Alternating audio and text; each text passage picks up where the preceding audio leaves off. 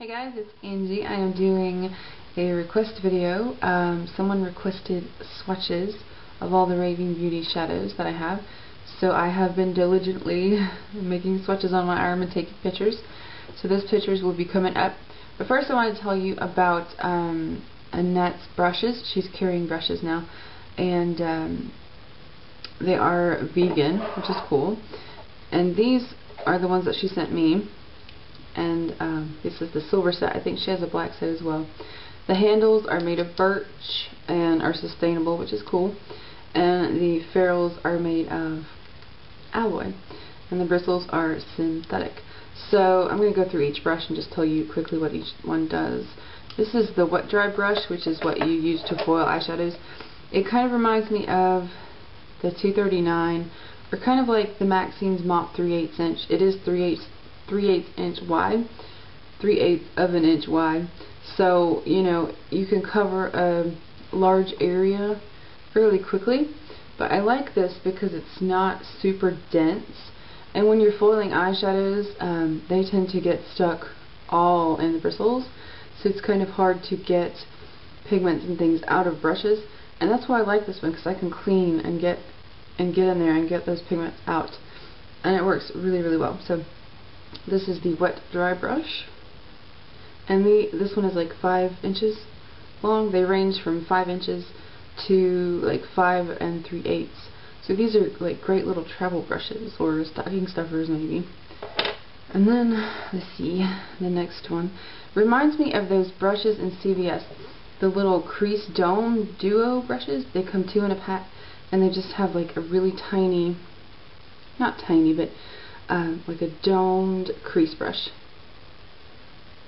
Now this is perfect if you have smaller eyes like me. I really like this. Or if you don't like the 224 or the 217, this could work for you. It's just really, you can get in there and get precise and help blend out lines and stuff on your crease. So yeah, that is the crease brush. I think that one's 5 inches as well. Now the next brush is kind of comparable to, in my opinion, it's kind of comparable to the 252. It's like the 252 and the 239 had a baby.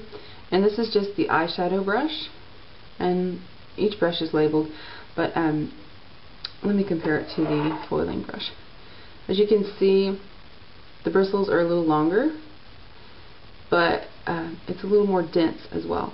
So you're going to be able to pick up, you know, more shadow, more dry shadow with this. This is better. I've found it's better to be used dry with the dry shadows. And it is a little bit longer, so yeah, that is the eyeshadow brush. And this next brush is my favorite. It's the brush that I would recommend.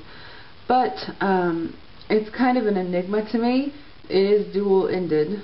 There are 2 ends. 2 brushes, 1 brush on each end. And what I don't know, like I haven't figured out what this side does, because it's round and it's cut bluntly and it's cut at a slant.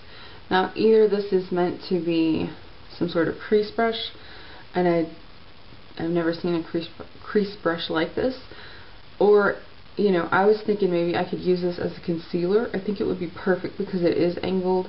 I think it would be it would fit really well right there, and it's fairly soft, and plus it's synthetic bristles, so I don't know, I'm going to try something with that, but that's a conundrum in itself. But honestly, this side is worth, you know, worth the money, in my opinion. Worth the cost of the brush, I should say. And it is the angled kind of brush. And this is, it kind of looks like the 266. I don't think I have a 266 out to see. Yes, I do. Here it is. This is the 266 with a lot of black gel liner on it. But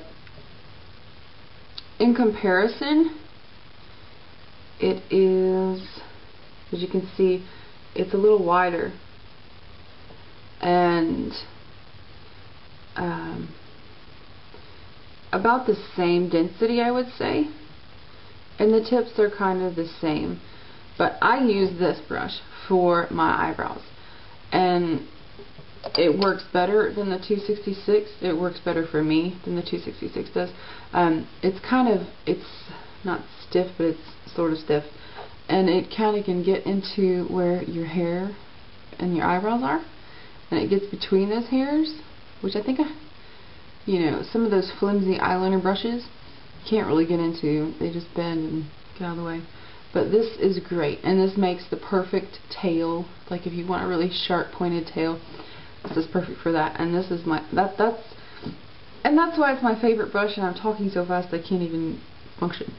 But yeah, those are her brushes. They come packaged in these little hard plastic containers, not really a container, but package, and each one is individually in one of these.